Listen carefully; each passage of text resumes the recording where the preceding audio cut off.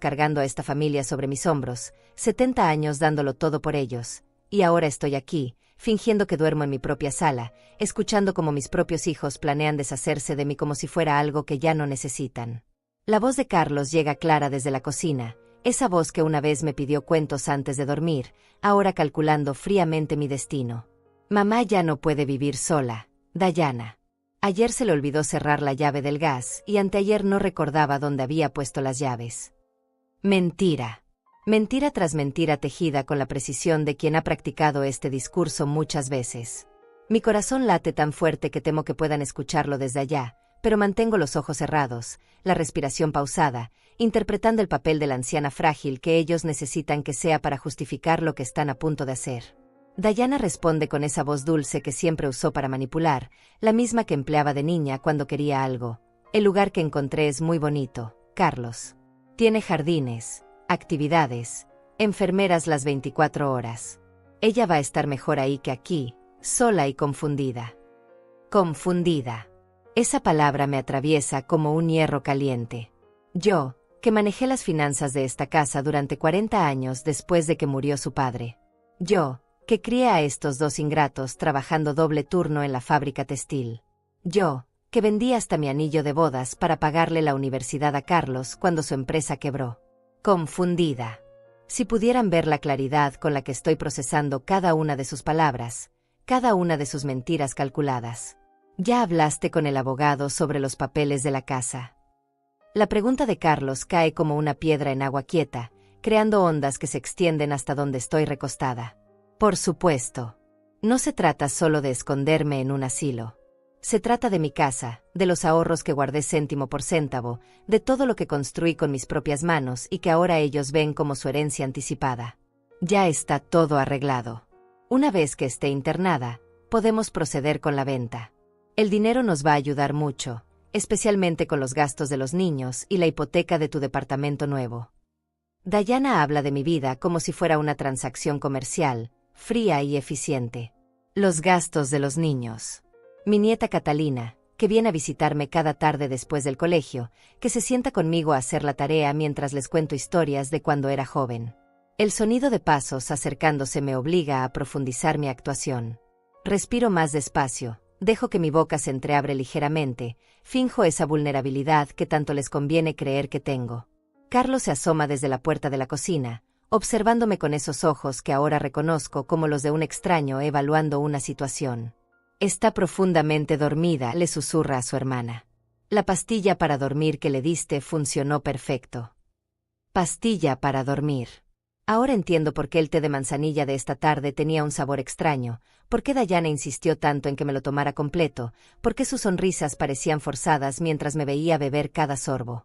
Me drogaron en mi propia casa para poder planear mi destino sin interrupciones. El nivel de frialdad, de cálculo, de traición, supera todo lo que mi mente de madre había imaginado posible. Mañana hablamos con ella, continúa Carlos. Le decimos que es por su propio bien, que la queremos y que este es el mejor lugar para alguien de su edad. Si se resiste, ya tenemos el certificado médico del doctor Mendoza confirmando su deterioro mental. Certificado médico. Doctor Mendoza, el mismo que trajo Dayana la semana pasada, el que me hizo preguntas extrañas sobre las fechas y me pidió que dibujara un reloj. Preguntas que respondí perfectamente, pero que ahora entiendo fueron manipuladas en un papel que nunca me dejaron leer. Sus voces se alejan hacia la cocina nuevamente, pero sus palabras siguen resonando en mi cabeza como campanas de funeral.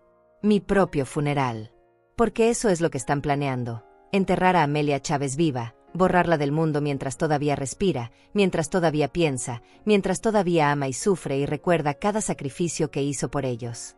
Pero hay algo que Carlos y Dayana no saben. Algo que no calcularon en sus planes perfectos. Durante todos estos años de aparentar fragilidad para no asustarlos, de hacerme la anciana indefensa para que se sintieran necesarios, he estado observando, aprendiendo, guardando información. Conozco sus debilidades, sus miedos, sus secretos más íntimos. Conozco el valor real de esta casa, las cuentas bancarias que creen que no entiendo, los contactos que hice durante décadas de trabajo y sacrificio. Abro los ojos apenas una rendija, lo suficiente para ver las sombras moviéndose en la cocina, lo suficiente para confirmar que siguen hablando en voz baja sobre mi destino. Una sonrisa fría se dibuja en mis labios mientras vuelvo a cerrar los ojos. Ellos creen que mañana comenzará mi fin. Pero en realidad, mañana comenzará el suyo. Porque si hay algo que aprendí en 70 años de vida, es que la verdadera fuerza no está en los gritos ni en las amenazas. Está en el silencio, en la paciencia, en saber esperar el momento exacto para actuar. Pero esos ingratos aún no saben lo que su madre es capaz de hacer. 3 semanas antes de esa noche terrible, mi vida seguía el mismo ritmo de siempre. Me levantaba a las 6 de la mañana, como había hecho durante los últimos 50 años, incluso los domingos. El café se preparaba solo en la cafetera que Carlos me regaló el año pasado, una de esas modernas que programas la noche anterior. Para que no tengas que madrugar tanto, mamá me había dicho con esa sonrisa que ahora sé que era falsa. Pero yo seguía levantándome temprano de todas formas. Las costumbres de toda una vida no se cambian por una máquina. La cocina se llenaba del aroma familiar mientras yo regaba mis geranios en la ventana. Estos pequeños rituales me mantenían conectada con la mujer que había sido siempre, la que cuidaba, la que nutría, la que mantenía todo en orden. Carlos llegaba los martes y viernes después del trabajo, siempre con alguna excusa práctica. Vine a revisar la tubería del baño o quería ver si necesitas algo del supermercado. Pero ahora entiendo que venía a evaluar, a buscar signos de deterioro que pudiera usar más tarde. ¿Cómo dormiste, mamá?, me preguntaba cada vez, con esa atención exagerada que yo interpretaba como amor filial. ¿Tomaste todas tus pastillas? ¿Recordaste apagar la estufa anoche? Las preguntas llegaban disfrazadas de cariño, pero eran un examen constante. Un inventario de mis capacidades que él anotaba mentalmente para su futuro informe médico. Yo respondía con paciencia, orgullosa de demostrarle que seguía siendo la misma de siempre. Dayana era más sutil en su estrategia. Llegaba los sábados con sus hijos, convirtiendo mis tardes en pequeñas fiestas familiares que llenaban mi corazón de alegría. Los niños te extrañan mucho, mamá. Catalina siempre pregunta cuándo vamos a venir a verte. Mientras los pequeños corrían por la casa, ella observaba cada rincón con ojos que ahora reconozco como los de un tasador. Se fijaba en las grietas de las paredes, en las manchas de humedad del techo, en el piso de madera que cruje cerca de la escalera. «Esta casa es muy grande para ti sola», comenzó a repetir hace unos meses. «¿No te da miedo estar aquí por las noches? Es mucho mantenimiento para una persona». Yo le respondía que la casa era mi vida, que cada rincón tenía memorias, que aquí había criado a mis hijos y enterrado a mi esposo. Pero ella insistía con esa dulzura venenosa. «Solo quiero que estés segura, mamá. Que tengas ayuda si algo pasa». Los domingos eran sagrados para mí. Catalina venía sola, sin sus padres, y nos sentábamos en el portal a tomar limonada mientras ella me contaba de la escuela. Esas conversaciones eran mi oxígeno, el recordatorio de que todavía tenía propósito en este mundo. «Abuela, ¿por qué papá y mamá siempre hablan en voz baja cuando vienen acá?», me preguntó una tarde, con esa honestidad brutal que solo tienen los adolescentes. La pregunta me inquietó, pero la aparté de mi mente. «Los adultos siempre tienen cosas que discutir, mijita», le respondí, aunque una pequeña semilla de duda comenzó a germinar en mi pecho. Catalina se quedó pensativa un momento antes de agregar: «Es que ayer escuché a mamá hablando por teléfono de una residencia muy bonita para personas mayores. Decía que tenía jardines y que las abuelitas están muy contentas ahí». Mi sangre se enfrió por un segundo, pero inmediatamente busqué una explicación lógica. Tal vez Dayana estaba averiguando para alguna amiga, o quizás para la madre de algún conocido. «Seguramente está ayudando a alguien que lo necesita», le dije a Catalina, pero esa noche no pude dormir tranquila. Las palabras de mi nieta resonaban en mi cabeza como campanadas de advertencia.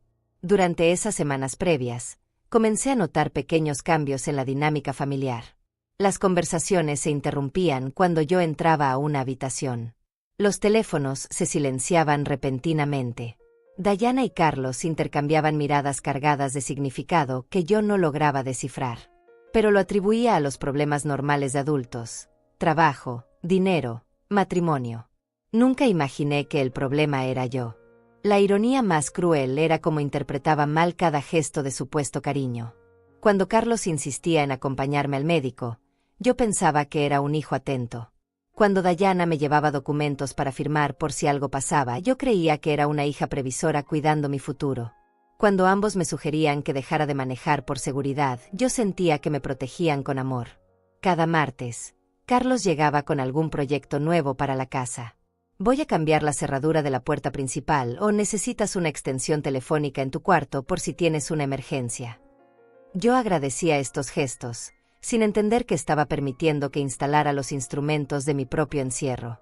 La nueva cerradura que solo él conocía la combinación, el teléfono adicional que podía monitorear mis llamadas. Las tardes con Dayana se volvieron extrañamente ritualizadas. Siempre llegaba con té de manzanilla, siempre insistía en que me relajara mientras ella ordenaba un poco. Ahora entiendo que estaba familiarizándose con la distribución de mis pertenencias, catalogando mentalmente que se podía vender y que se podía donar. Mis joyas, mis fotografías, los muebles que había comprado con tanto esfuerzo durante décadas. «Mamá, ¿dónde guardas los papeles importantes?», me preguntó una tarde, con esa falsa casualidad que debería haberme alertado. Solo para saber, en caso de emergencia. Yo le mostré el escritorio de la sala, la caja fuerte pequeña, los documentos organizados con el cuidado de alguien que había manejado una casa durante toda la vida. Ella tomó notas mentales de todo, sonriendo con esa calidez que ahora reconozco como la máscara perfecta de la traición. Pero yo seguía siendo la madre confiada, la abuela orgullosa, la mujer que había entregado su vida entera a esta familia sin esperar nada a cambio excepto amor y respeto. Seguía preparando comidas especiales cuando venían de visita, seguía preguntando por sus trabajos y sus problemas, seguía ofreciendo consejos que ya no querían escuchar. Seguía siendo Amelia Chávez, la mujer que había construido todo esto con sus propias manos. No sabía que mientras yo vivía mi rutina tranquila, ellos ya habían comenzado a planear mi desaparición de este mundo que yo tanto amaba. Todo comenzó a cambiar cuando Dayana empezó a llegar con esa carpeta color manila que nunca me dejaba ver completamente. La sostenía contra su pecho como si fuera un tesoro secreto, y cada vez que yo preguntaba qué contenía, me respondía con evasivas: «Solo papeles del trabajo, mamá, o cosas aburridas de seguros que no te van a interesar». Pero mis ojos no son ciegos, y pude ver fragmentos de fotografías que parecían ser de edificios, folletos coloridos con personas mayores sonriendo forzadamente. Los teléfonos comenzaron a sonar de manera extraña. Llamadas que llegaban cuando yo estaba en el baño o colgando la ropa, y cuando regresaba, Carlos o Dayana ya habían contestado. Era publicidad, mamá, me decían, pero sus rostros tenían esa tensión particular de quien acaba de mentir. Empecé a notar que desconectaban el teléfono de mi habitación cuando creían que yo no me daba cuenta, solo para volver a conectarlo antes de irse. Una tarde, mientras Catalina hacía su tarea en la mesa del comedor, escuché a Dayana hablando en voz baja desde la cocina. «¿Ya confirmaste la cita para el jueves?» «Sí, es importante que el doctor la vea antes de que firmemos cualquier cosa». Mi estómago se contrajo con esa sensación que las mujeres de mi generación aprendimos a nunca ignorar. El instinto de que algo está terriblemente mal.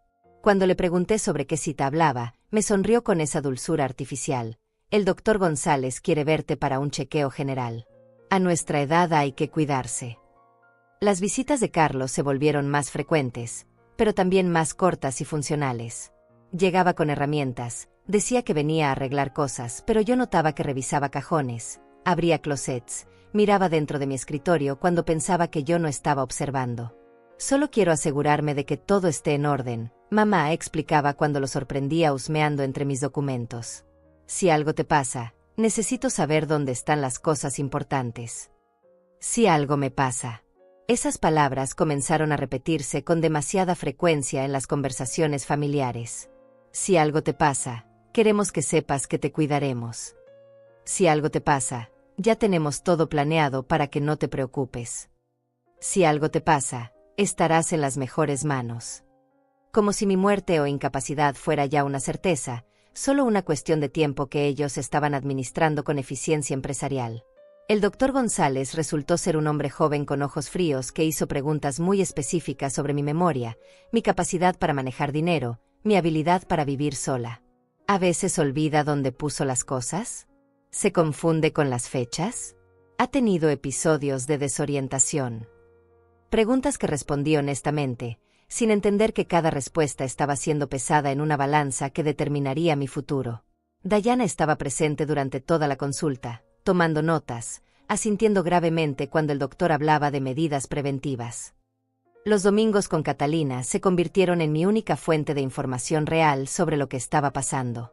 Mi nieta, con esa honestidad despiadada de los 16 años, comenzó a soltar pedazos de conversaciones que había escuchado en su casa. Papá le dijo a mamá que ya encontraron el lugar perfecto para ti, abuela. Decía que tiene enfermeras muy buenas y que vas a hacer muchas amigas. Mi corazón se detuvo por un segundo, pero mantuve la calma. ¿Qué lugar, mijita? No sé, pero mamá tenía folletos de una residencia muy bonita.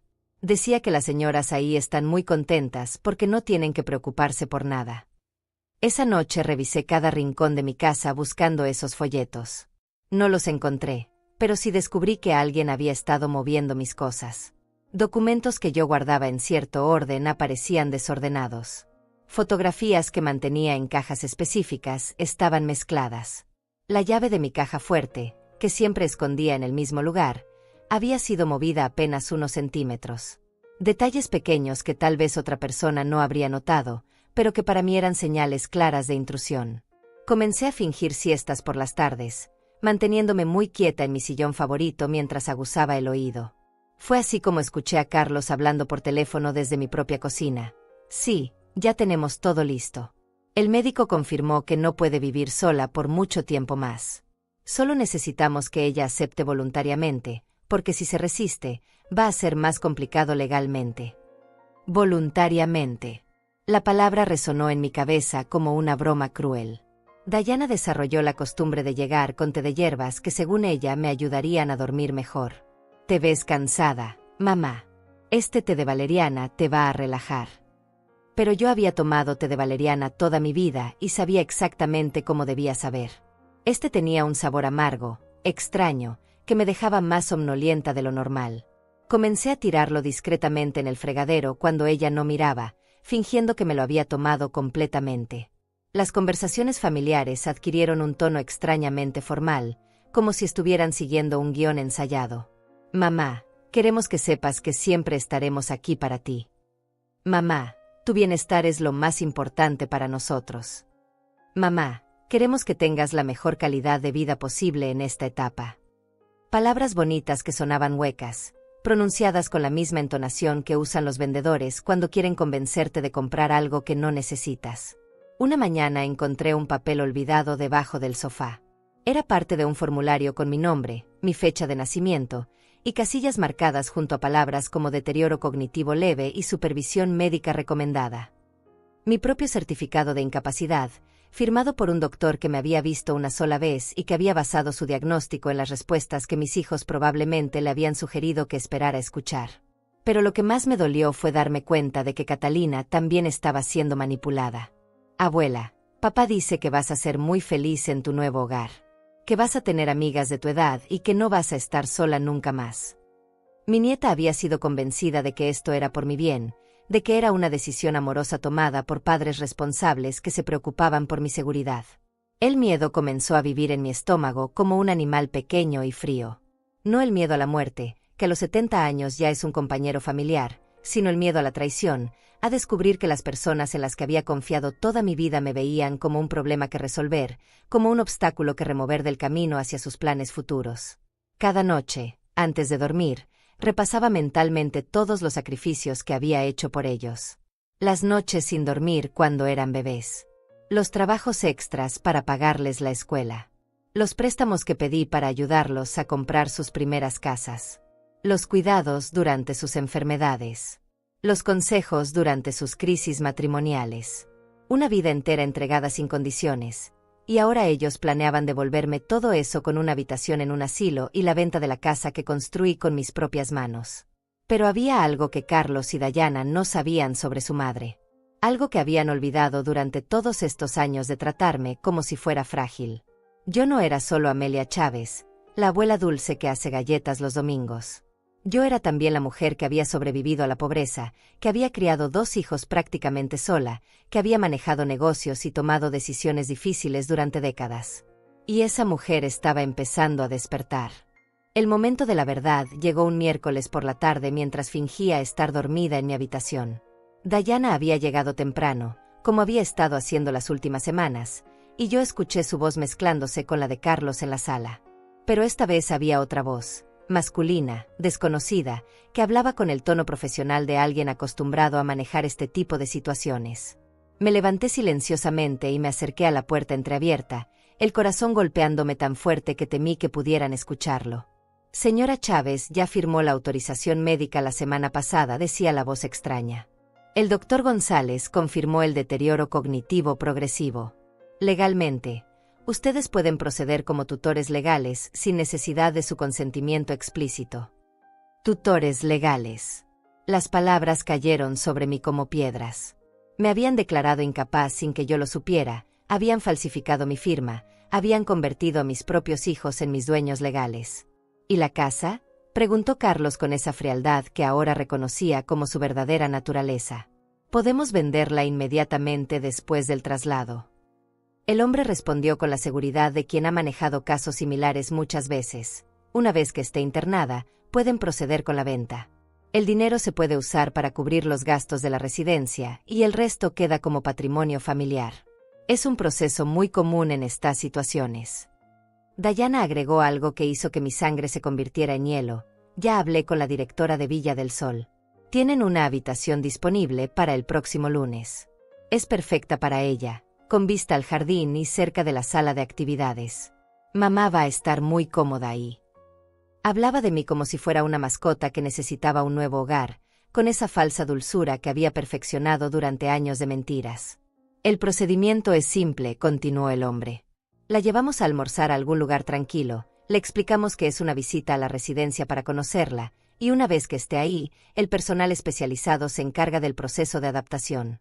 Muchas veces es más fácil si no regresan a la casa original. Evita traumas innecesarios. Traumas innecesarios. Como si el trauma fuera mío y no el de ellos al deshacerse de la madre que les había dado todo. Carlos preguntó sobre los detalles financieros con el entusiasmo de alguien planeando vacaciones. ¿Cuánto tiempo tomará la venta de la propiedad? Esta zona se ha valorizado mucho en los últimos años. Entre 2 y 3 meses, respondió el hombre. Pero pueden comenzar a vaciar la casa inmediatamente. Sugerimos contratar una empresa especializada en limpieza de propiedades de personas mayores. Ellos saben que se puede vender, que se puede donar y que hay que desechar. Desechar. 70 años de vida, de recuerdos, de fotografías, de cartas de amor de mi esposo fallecido, de regalitos que mis nietos me habían hecho en la escuela, todo reducido a categorías de mercado: vender, donar, desechar. Mi existencia completa siendo catalogada por extraños mientras yo todavía respiraba, todavía pensaba, todavía amaba a esta familia que me estaba borrando del mundo. ¿Y si se resiste el día del traslado? La pregunta de Dayana reveló que, en el fondo, todavía tenían algún rastro de conciencia sobre lo que estaban haciendo. El hombre respondió con la experiencia de quien había enfrentado resistencias similares. Tenemos protocolos para esas situaciones. El doctor puede prescribir un sedante suave para el viaje. Es muy común que las personas mayores se pongan ansiosas durante las transiciones. Sedante. Iban a drogarme para secuestrarme de mi propia vida. Iban a convertir mi último día en mi hogar en una mentira narcotizada, donde yo no tendría la oportunidad de defenderme, de gritar, de llamar por ayuda, de aferrarme a las paredes que había pintado con mis propias manos, a los muebles que había comprado con el sudor de mi trabajo. Carlos preguntó por Catalina con una preocupación que sonaba genuina. ¿Cómo manejamos el tema con mi hija? Ella está muy apegada a su abuela. Es mejor que no esté presente el día del traslado, aconsejó el hombre.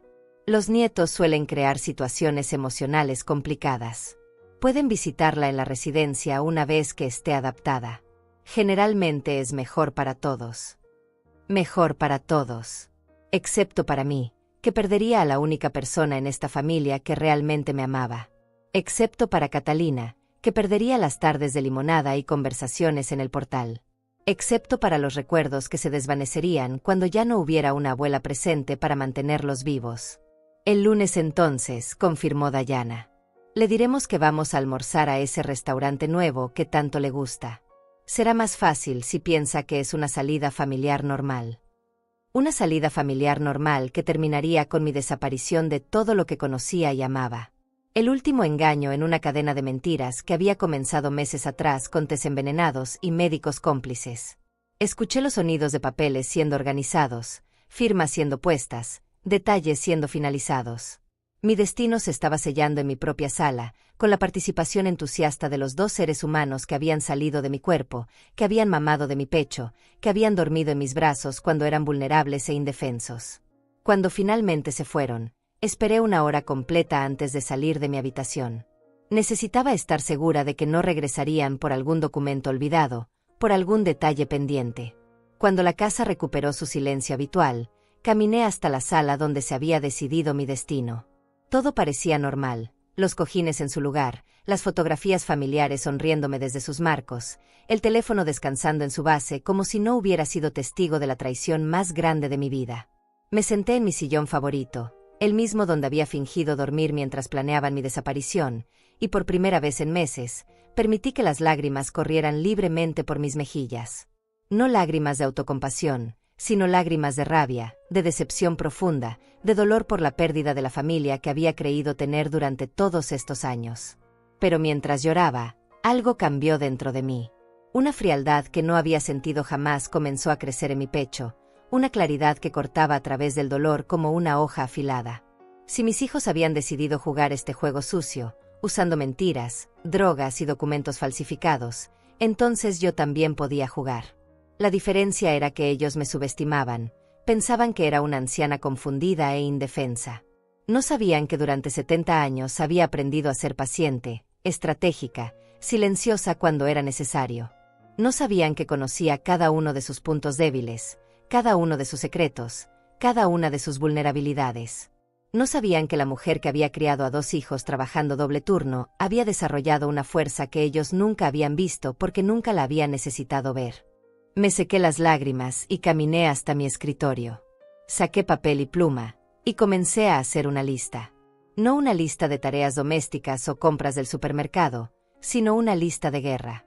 Una lista de todo lo que sabía sobre Carlos y Dayana, todas las armas emocionales y legales que tenía a mi disposición, todos los contactos que podía usar. Porque si ellos creían que el lunes me iban a llevar como un cordero al matadero, estaban profundamente equivocados. El lunes iba a ser un día de revelaciones, pero no las que ellos esperaban. El lunes iban a descubrir quién era realmente Amelia Chávez cuando la acorralaban contra la pared. Pero ellos aún no sabían lo que su madre era capaz de hacer cuando la traicionaban de la manera más cruel posible. El jueves por la mañana desperté con una claridad mental que no había sentido en meses. Por primera vez desde que comenzó toda esta pesadilla, sabía exactamente qué hacer. Me levanté temprano. Preparé mi café como siempre, regué mis geranios como si fuera un día normal, pero por dentro estaba planeando cada movimiento como un general preparando una batalla. Lo primero era fingir que no sabía nada, continuar siendo la anciana frágil que ellos necesitaban que fuera para justificar sus acciones. Cuando Carlos llegó esa tarde para su visita rutinaria, yo estaba sentada en mi sillón, tejiendo una bufanda para Catalina. «Hola, mijo», le dije con la misma voz dulce de siempre. «¿Cómo estuvo tu día en el trabajo?» Él me besó la frente con esa falsa ternura que ahora podía ver claramente, y comenzó su ritual de preguntas sobre mi salud, mi memoria, mis actividades diarias. Cada pregunta era una evaluación, cada respuesta mía una actuación cuidadosamente calibrada. «Ay, Carlos, a veces me siento tan confundida», le dije, dejando que mi voz temblara ligeramente. Ayer no recordaba si había cerrado bien la puerta de atrás. Era mentira. Por supuesto. Yo recordaba perfectamente cada detalle de mi rutina diaria, pero necesitaba que él creyera que su plan médico estaba funcionando. Vi cómo sus ojos se iluminaron con satisfacción cuando escuchó mi confesión de fragilidad. «No te preocupes, mamá.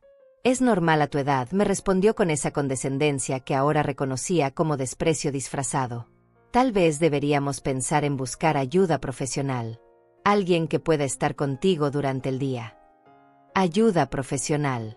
Código para enfermeras que me vigilaran mientras ellos finalizaban los preparativos para mi desaparición.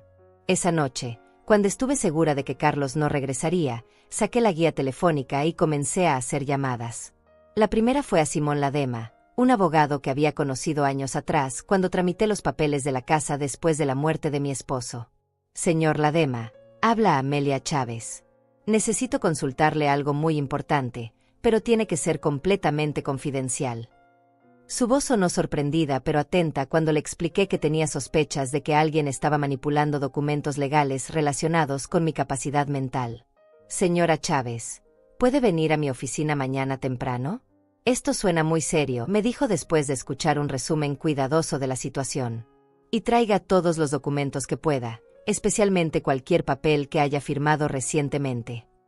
Le aseguré que estaría ahí a las 8 de la mañana, antes de que Carlos o Dayana pudieran darse cuenta de mi ausencia. El viernes muy temprano, tomé un taxi hasta el centro de la ciudad.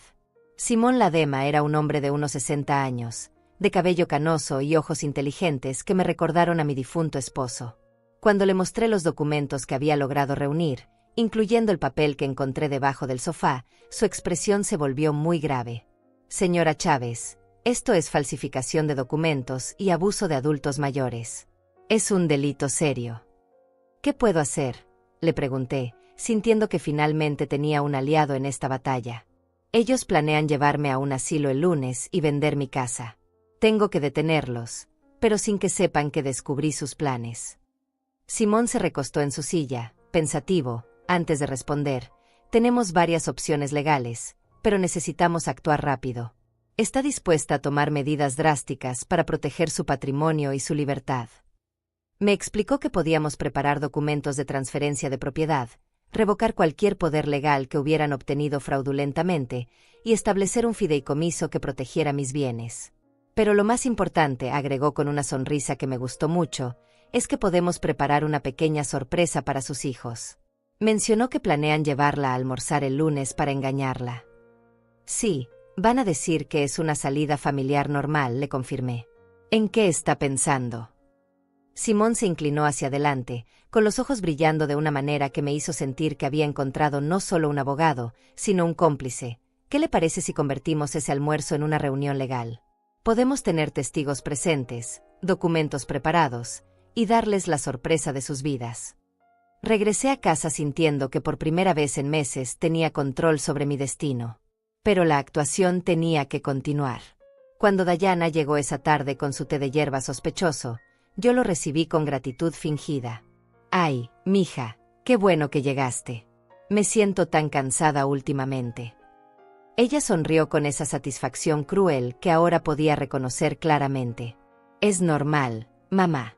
A tu edad el cuerpo se cansa más fácil», me dijo mientras preparaba la infusión en mi propia cocina.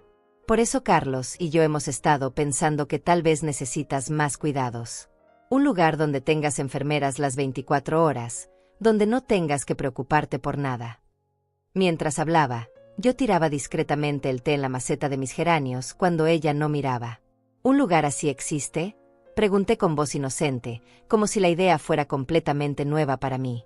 «Sí, mamá. De hecho, encontramos uno muy bonito. ¿Te gustaría conocerlo?».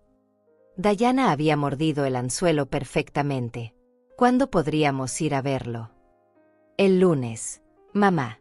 Podríamos almorzar cerca de ahí y después hacer una visita. Solo para que lo conozcas, sin compromiso». «Sin compromiso». Las mentiras salían de su boca con una facilidad que me hacía preguntarme cuántas veces me había mentido durante todos estos años. «Me parece una idea excelente, mija. Tengo curiosidad por ver cómo son esos lugares». Mi actuación era tan convincente que vi cómo se relajaba, confiada de que su plan estaba funcionando perfectamente. Esa noche llamé nuevamente a Simón para confirmar los detalles. «Todo está listo, señora Chávez. Tendremos 3 testigos en el restaurante, disfrazados como clientes normales. Cuando usted dé la señal, se acercarán a su mesa y procederemos con la documentación. Sus hijos van a tener la sorpresa de sus vidas». Me explicó que había investigado el restaurante que Dayana había mencionado y que ya tenía todo coordinado con el personal. El sábado fue un día extraño, lleno de tensión oculta. Catalina vino a visitarme como siempre, pero por primera vez en meses, yo no podía concentrarme completamente en nuestras conversaciones. Estaba demasiado ocupada memorizando cada detalle de mi casa, cada fotografía, cada rincón que tal vez no volvería a ver si algo salía mal con mi plan. «Abuela, ¿estás bien?», me preguntó Catalina, notando mi distracción. «Te ves diferente hoy». «Solo estoy pensando en cosas de viejos, mijita», le respondí, pero internamente me despedía de esos momentos perfectos con mi nieta, por si acaso el lunes no salía como esperaba. El domingo fue el día más largo de mi vida. Carlos y Dayana vinieron juntos con sus familias para una comida familiar que ahora entendía era su manera de despedirse sin que yo lo supiera. Me observaban constantemente, evaluando mi estado mental, confirmando que seguía siendo la anciana confundida que necesitaban para justificar lo que harían al día siguiente. «Mañana vamos a pasar un día muy bonito juntos», mamá me dijo Dayana mientras lavábamos los platos. «Va a ser especial». Especial. Sí, iba a ser especial, pero no de la manera que ella esperaba. «Estoy emocionada, mija. Hace mucho que no salimos los tres juntos». Esa noche, antes de dormir, me quedé despierta repasando cada detalle del plan. Todo tenía que salir perfecto. No habría una segunda oportunidad. Si algo fallaba, yo terminaría drogada en un asilo mientras ellos vendían mi casa y repartían mi vida como si fuera un botín de guerra. Pero por primera vez en meses, me dormí sonriendo. Porque mañana, Carlos y Dayana iban a descubrir que su madre no era la anciana indefensa que habían imaginado. Mañana iban a entender que cuando acorralas a una mujer que ha sobrevivido 70 años de luchas, ella no se rinde. Ella pelea. Y yo estaba lista para la batalla de mi vida. El domingo por la noche, después de que toda la familia se fuera, decidí hacer una última exploración por mi propia casa. Necesitaba encontrar más evidencia de lo que Carlos y Dayana habían estado haciendo a mis espaldas. Con la nueva claridad que tenía sobre sus intenciones, cada rincón de mi hogar se había convertido en una escena del crimen que necesitaba investigar antes de que fuera demasiado tarde. Comencé por el escritorio de la sala, donde siempre había guardado mis documentos importantes. Usando una linterna pequeña para no alertar a los vecinos, revisé cada cajón meticulosamente. Fue ahí donde encontré algo que hizo que mi sangre se helara, una copia de mi testamento, pero no el original que yo había firmado años atrás. Este documento había sido alterado. Las firmas parecían auténticas, pero las fechas estaban cambiadas, y lo más impactante era que incluía una cláusula que jamás había autorizado. En caso de incapacidad mental, Carlos y Dayana tendrían poder absoluto sobre todos mis bienes. Detrás del testamento falsificado encontré algo aún peor, documentos de una evaluación psiquiátrica que supuestamente yo había solicitado. Según estos papeles, yo había visitado a 3 médicos diferentes durante los últimos 6 meses, todos confirmando un deterioro cognitivo progresivo. Médicos que jamás había visto en mi vida, citas a las que nunca había asistido, evaluaciones que nunca había autorizado. Habían construido un expediente médico completo y falso para respaldar su plan. En el fondo del último cajón, envuelto en una bolsa plástica, encontré la evidencia más devastadora, fotografías de mi casa tomadas desde diferentes ángulos, con notas escritas a mano sobre reparaciones necesarias, estimaciones de valor y contactos de agentes inmobiliarios. Una de las notas, escrita con la letra de Dayana, decía: después del traslado, pintar paredes y cambiar pisos. Valor estimado con mejoras, 250,000 pesos. Habían estado planeando la renovación de mi casa antes de venderla, usando mi dinero para aumentar su ganancia. Pero lo que más me dolió fue encontrar una lista titulada Objetos de valor, inventario para venta. Ahí estaban catalogadas todas mis pertenencias más preciadas: el anillo de compromiso de mi abuela, la vajilla de porcelana que había heredado de mi madre, las joyas que mi esposo me había regalado durante nuestros 40 años de matrimonio. Cada pieza tenía un precio estimado al lado, como si mi vida entera fuera un remate de garaje esperando a suceder. Debajo de esa lista había otra aún más cruel: objetos sin valor, para donación o basura. En esa lista estaban las fotografías familiares, mis libros de cocina llenos de recetas manuscritas, las cartas de amor que mi esposo me había escrito durante la guerra, los dibujos que mis nietos habían hecho para mí durante años. Todo lo que tenía valor emocional para mí era considerado basura por ellos. Mientras revisaba estos documentos, escuché un ruido en la puerta principal. Mi corazón se detuvo por un segundo hasta que me di cuenta de que era solo el viento, pero el susto me hizo entender lo vulnerable que estaba. Si Carlos o Dayana decidían venir a revisar algo esa noche, me encontrarían con toda la evidencia de su traición en mis manos. Rápidamente fotografié cada documento con una cámara desechable que había comprado esa mañana, guardé todo en su lugar original, y me dirigí a mi habitación. Pero antes de acostarme, decidí revisar un lugar más: el closet de mi habitación, donde guardaba una caja de zapatos llena de documentos personales que raramente revisaba. Al moverla, sentí que era más liviana de lo que recordaba. Cuando la abrí, confirmé mis sospechas. Faltaban cosas. El testamento original que mi esposo y yo habíamos hecho juntos había desaparecido. Las escrituras originales de la casa no estaban. Los certificados de nacimiento de mis hijos, que guardaba ahí por seguridad, también habían sido sustraídos. En su lugar encontré copias alteradas de algunos documentos, y algo que me heló el alma, un poder notarial firmado supuestamente por mí, otorgando a Carlos autoridad legal completa sobre mis finanzas y decisiones médicas. La firma parecía mía, pero yo recordaba perfectamente que jamás había firmado semejante documento. Habían falsificado mi firma con una precisión que sugería mucha práctica. Debajo del poder notarial había una carta dirigida a mí, pero nunca abierta. El remitente era un abogado diferente al que conocía, y cuando la abrí con manos temblorosas, descubrí que era una notificación legal sobre procedimientos de tutela iniciados en mi nombre por mis hijos. Según esta carta, fechada 3 semanas atrás, ya existía un proceso legal en curso para declararme oficialmente incapaz. La audiencia estaba programada para el martes siguiente al lunes en que planeaban secuestrarme. Todo estaba perfectamente orquestado. El lunes me llevarían al asilo con engaños. El martes un juez que nunca me había visto me declararía incapaz basándose en documentos falsificados y testimonios médicos fraudulentos. Y para el miércoles Carlos y Dayana tendrían control legal total sobre mi vida y mis bienes. Yo habría desaparecido del mundo sin siquiera tener la oportunidad de defenderme.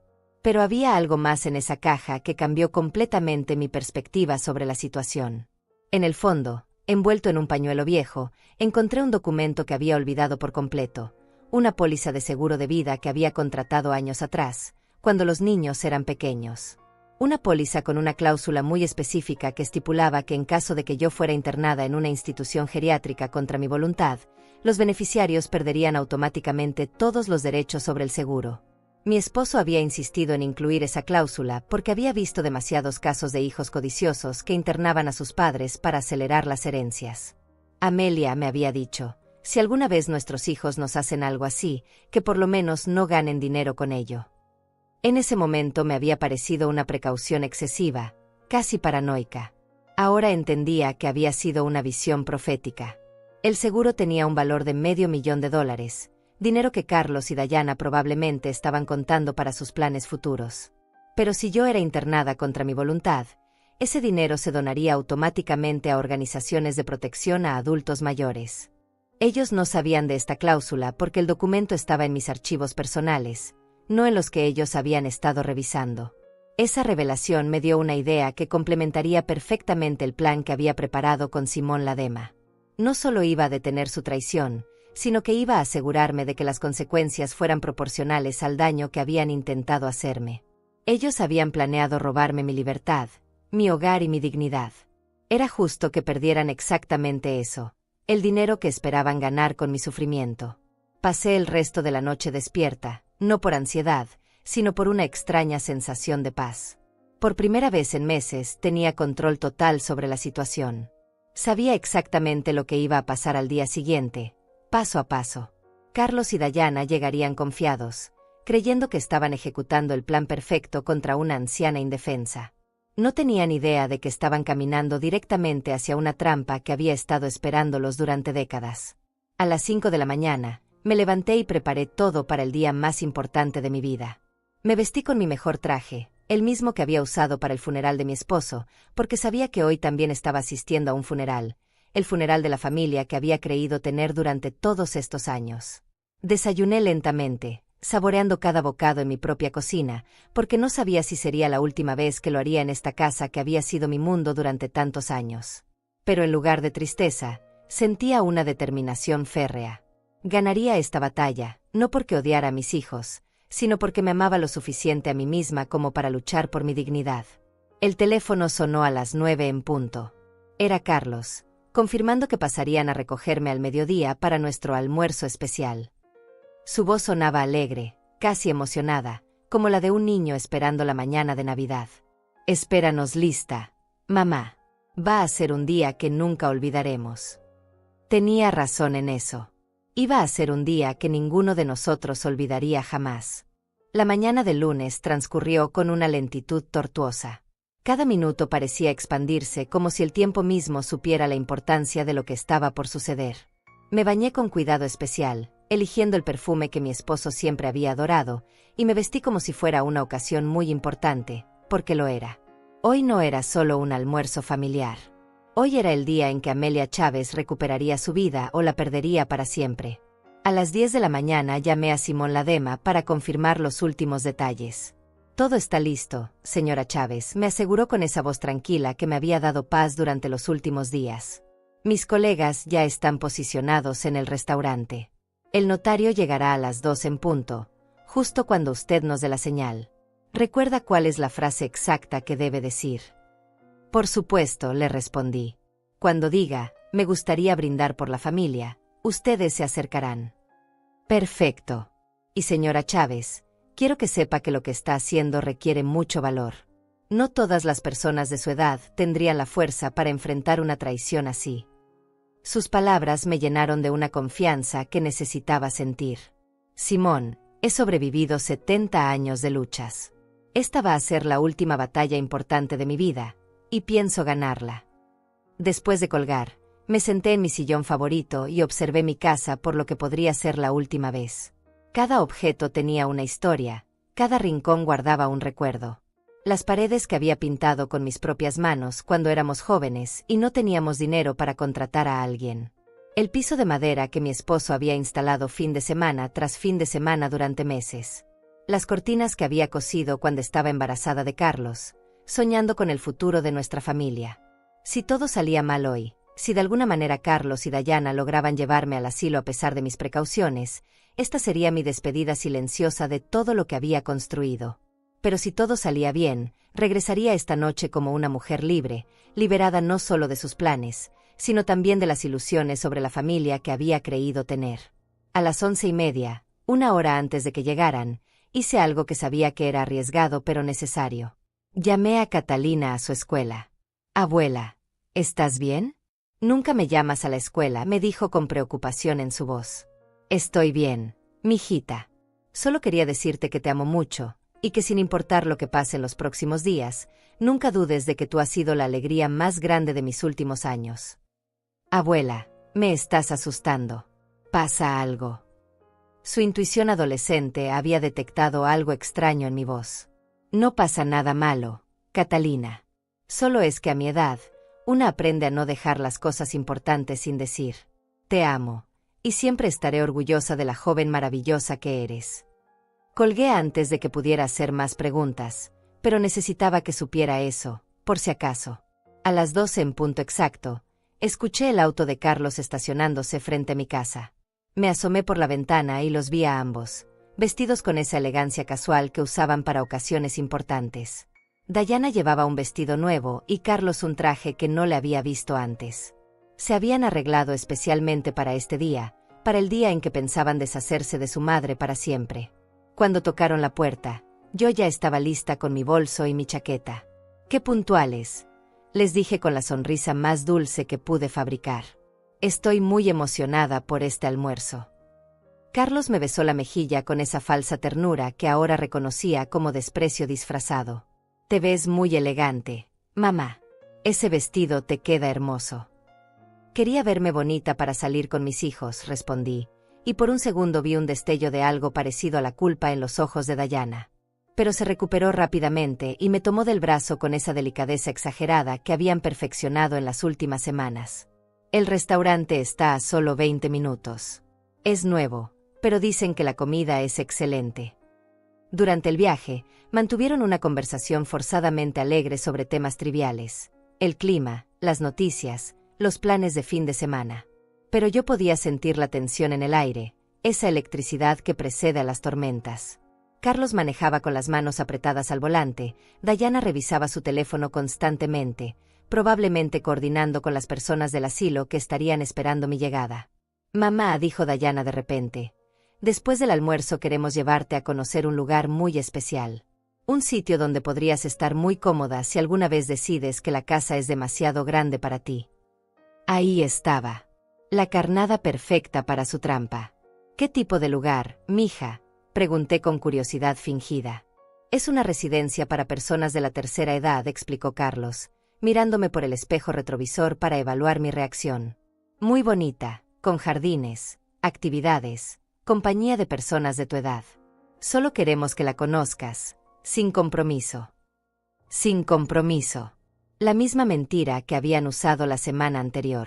Me parece interesante, respondí con esa docilidad que habían llegado a esperar de mí. Siempre he tenido curiosidad por cómo son esos lugares. Vi cómo intercambiaban una mirada de satisfacción en el asiento delantero. Todo estaba saliendo exactamente como habían planeado. O eso creían ellos. Llegamos al restaurante a las 12:30. Era un lugar elegante, con manteles blancos y música suave, el tipo de establecimiento donde las conversaciones importantes se pueden tener sin ser interrumpidas. El anfitrión nos condujo a una mesa junto a la ventana, con vista al jardín.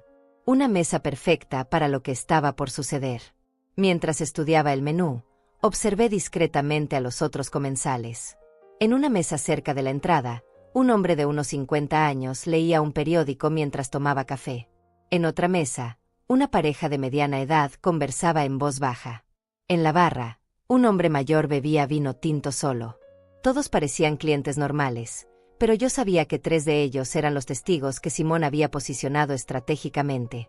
«¿Ya sabes qué vas a pedir, mamá?», me preguntó Dayana con esa atención exagerada que había caracterizado sus últimas visitas. «Creo que voy a pedir el salmón», respondí, aunque honestamente no tenía hambre. Mi estómago estaba demasiado tenso para la comida, pero necesitaba mantener la actuación hasta el momento preciso.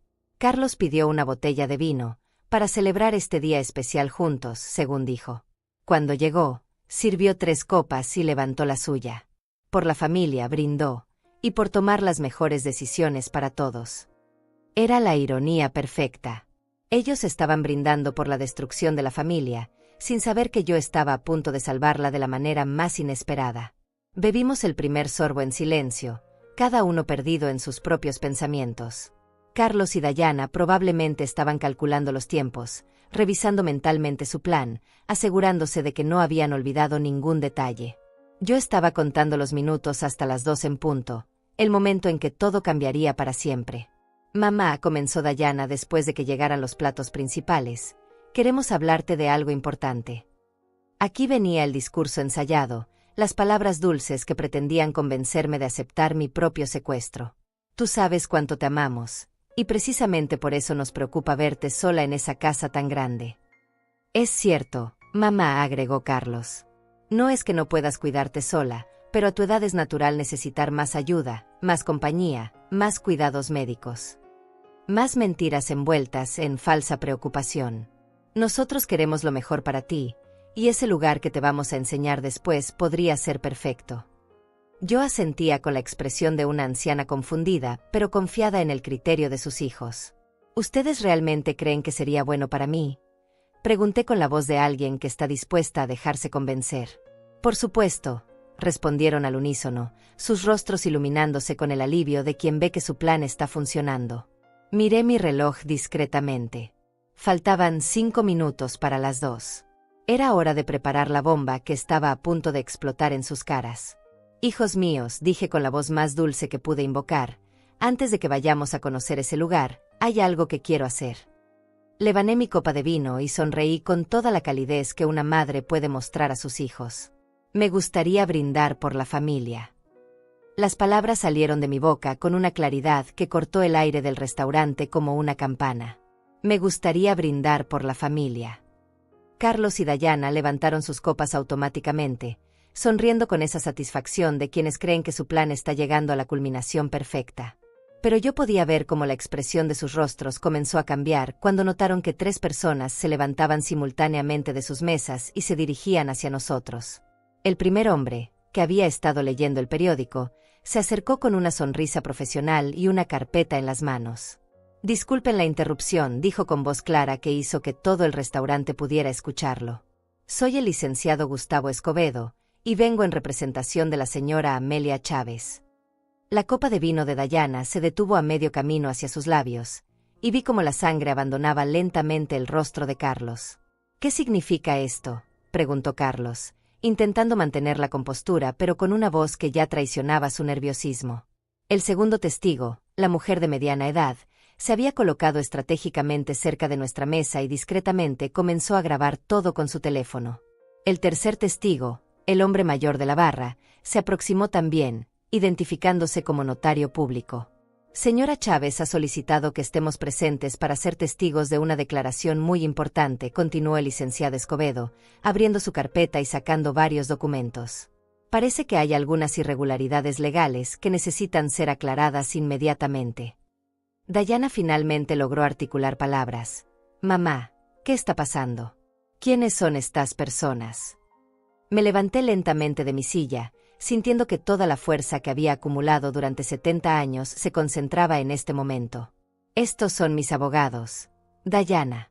Y están aquí porque descubrí lo que ustedes han estado planeando hacer conmigo. Mi voz era firme, clara, sin el temblor de anciana frágil que había estado fingiendo durante meses. Descubrí los documentos falsificados, las firmas alteradas, los médicos cómplices, todo. Carlos se puso de pie bruscamente, haciendo que su silla se cayera hacia atrás. Mamá, no entiendes.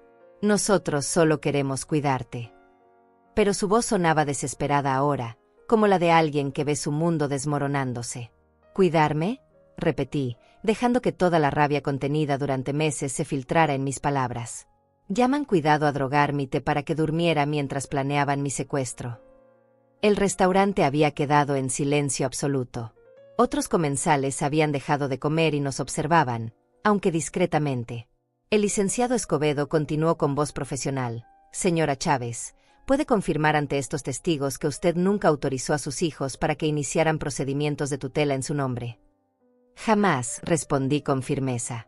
Y jamás firmé documentos otorgándoles poder sobre mis bienes o mi vida. Dayana intentó una última maniobra desesperada. Mamá, tú estás confundida. El doctor dijo que a veces tienes problemas de memoria. Pero yo estaba preparada para esto también. ¿Te refieres al doctor González, que me vio una sola vez y firmó un certificado de incapacidad basándose en mentiras que ustedes le contaron? Porque ya hablé con él. Cuando le expliqué la situación real, se negó a mantener su diagnóstico falso. Era una mentira, pero una mentira necesaria que funcionó perfectamente. Vi cómo los ojos de Carlos se llenaron de pánico al darse cuenta de que su estructura de mentiras se estaba desmoronando pieza por pieza. Además, continué, encontré todos los documentos que escondieron en mi casa. Las evaluaciones médicas falsas, el testamento alterado, las fotografías de mi casa con precios de venta. El notario se acercó con un documento oficial. Señora Chávez, está lista para firmar la revocación de todos los poderes legales que puedan haber sido otorgados fraudulentamente. Por supuesto, respondí, tomando la pluma con mano firme. Mientras firmaba, expliqué a mis hijos lo que estaba sucediendo. Estoy revocando cualquier autoridad legal que puedan haber obtenido mediante engaños. A partir de este momento, ustedes no tienen ningún derecho sobre mi vida, mi casa o mis decisiones. Pero eso no era todo. El licenciado Escobedo sacó otro documento de su carpeta.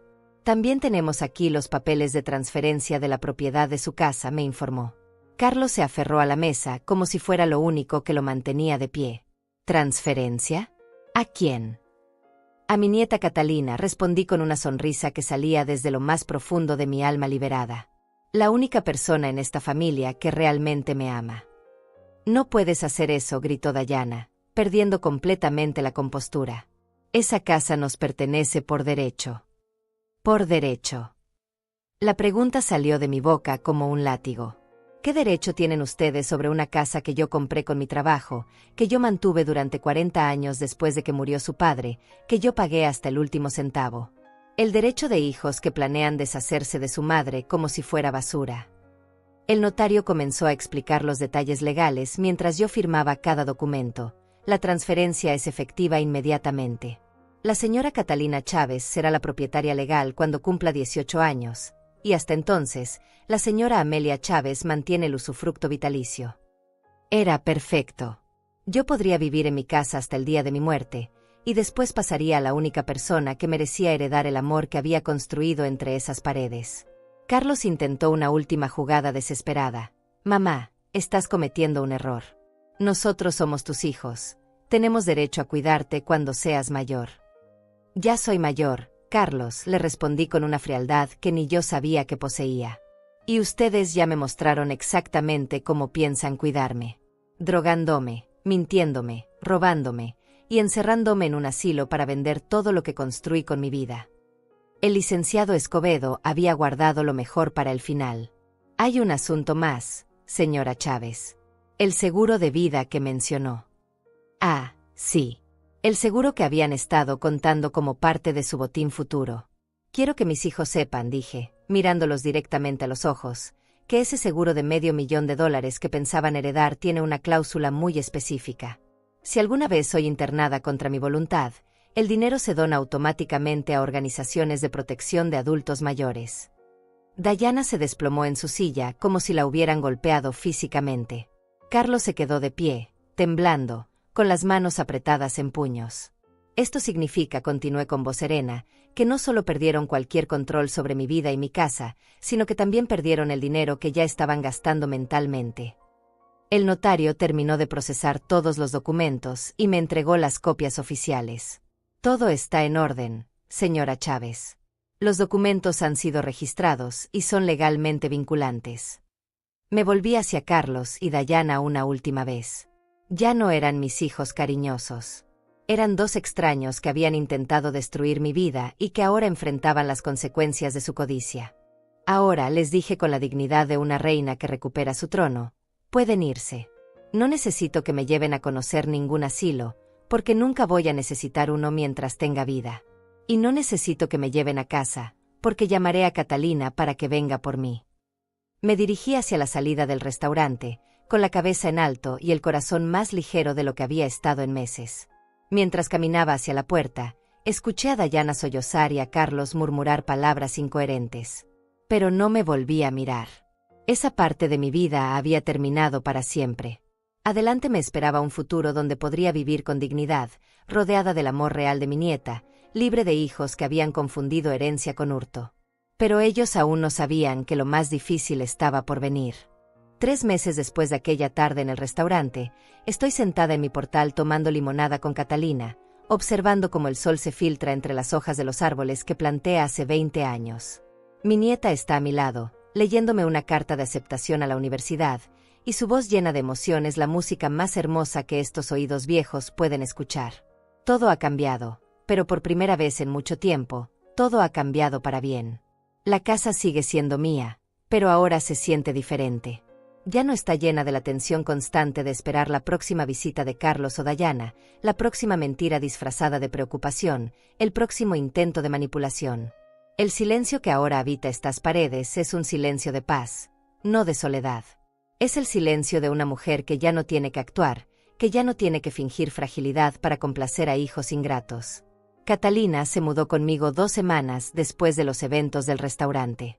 Su decisión no fue fácil, porque significó enfrentar la ira de sus padres, pero mi nieta demostró tener la misma fortaleza que me ayudó a sobrevivir 70 años de luchas.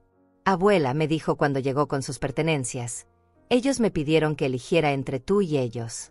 Fue la decisión más fácil de mi vida. Carlos y Dayana intentaron recuperar el control durante las primeras semanas. Llegaban a la casa sin aviso, llamaban a todas horas, enviaban mensajes amenazantes a través de conocidos comunes. Pero la ley estaba de mi lado ahora, y cada intento de acercamiento no autorizado fue documentado por Simón Ladema. Eventualmente, una orden de restricción los mantuvo alejados permanentemente de nuestra tranquilidad.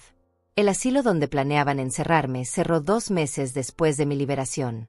Resultó que mi caso no era único. Simón Ladema descubrió una red completa de familias que usaban métodos similares para deshacerse de padres inconvenientes. La investigación que se derivó de mi denuncia ayudó a salvar a decenas de ancianos de destinos similares al que me habían planeado. A veces pienso que esa fue la verdadera justicia, no solo salvarme a mí misma, sino usar mi experiencia para proteger a otros. Tania Macías, mi vecina de toda la vida, se convirtió en una visitante regular.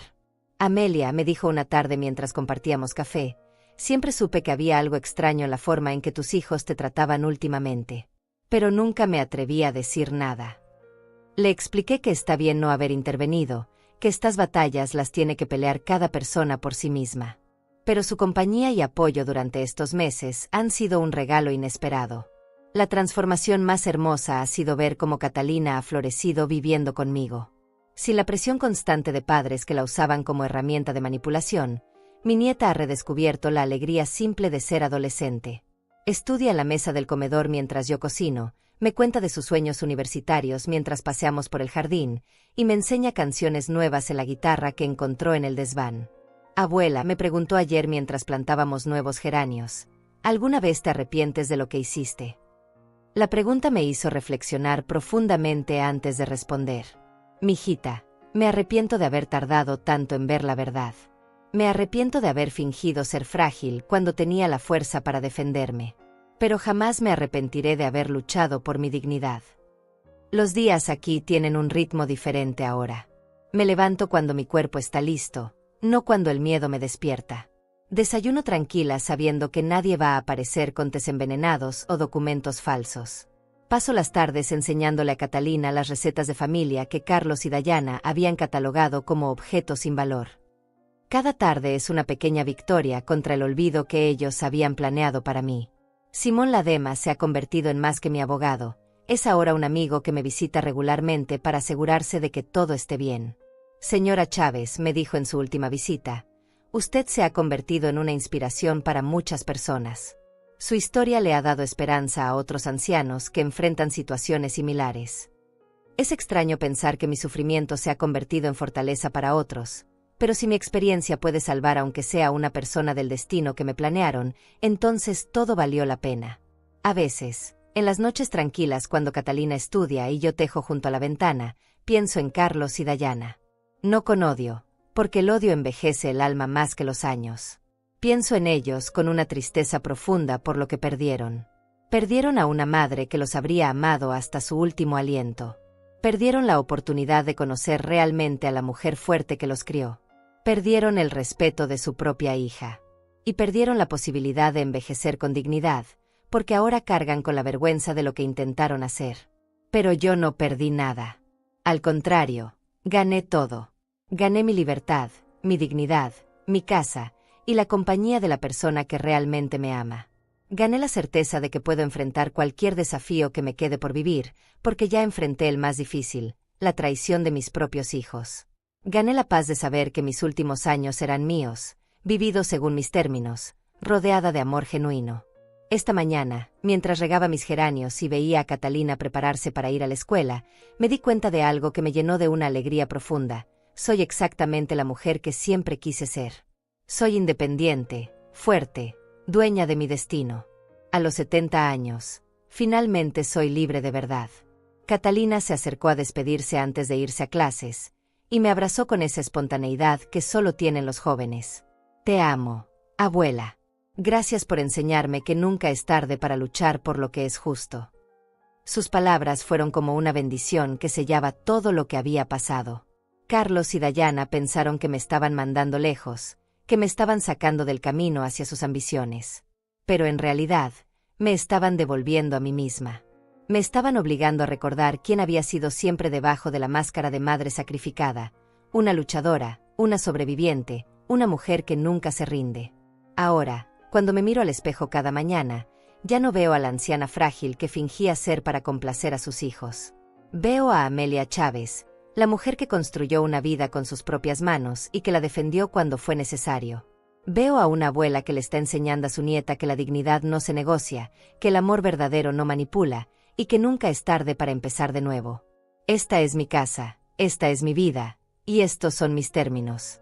Al final, la justicia más dulce no fue venganza, sino libertad. Y esa libertad sabe exactamente cómo debe saber.